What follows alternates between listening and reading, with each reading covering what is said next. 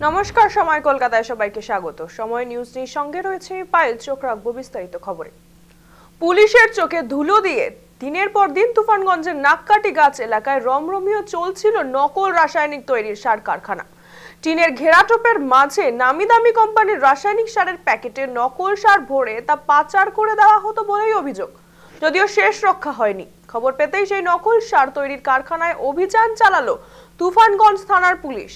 বাজেয়াপ্ত বিপুল পরিমাণ নকল সারের প্যাকেট সহ সার তৈরির উপকরণ। অভিযোগ, এই নকল সার সীমান্ত পেরিয়ে অসম সহ অন্য রাজ্যে পৌঁছে নিয়ে গিয়েছে। নকল সার পাচারের অভিযোগে বাড়ির মালিকের খোঁজে তল্লাশি শুরু করেছে পুলিশ।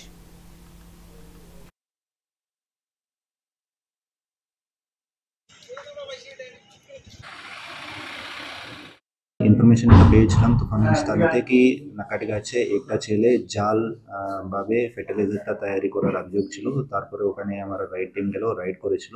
ওখান থেকে প্রচুর পরিমাণে ফার্টিলাইজারের প্যাকেট পাওয়া গেল ওর কালি বস্তাও পাওয়া গেল। তার মধ্যে কিছু জিনিস আছে, আমার সাদা লবণ, কিছু লবণ, পটাশের প্যাকেট, টিটিসি এর প্যাকেট, তার সঙ্গে অন্য কিছু ফার্টিলাইজারের করা হচ্ছে। আমার সন্দেহ আছে এরা যে ভালো ফার্টিলাইজার আছে তার সঙ্গে লবণ আর ইত্যাদি মিলিয়ে ওখানে জাল ফার্টিলাইজার ভাবে ব্যবসায় করে আমার অনুমান আছে। ওর বাড়ির নাম আছে, যে বাড়িতে পাওয়া গেল ওনার নাম আছে আব্দুল হোসেন, নাকাটিগাছ এরিয়া থেকে। তো যে কোনো আমি রেড করলাম, ওরা পালিয়ে গেলেন। তো ওর উপরে কেস করে আমি ওকে গ্রেফতার করে তারপরে কোর্টে তোলা হয়ে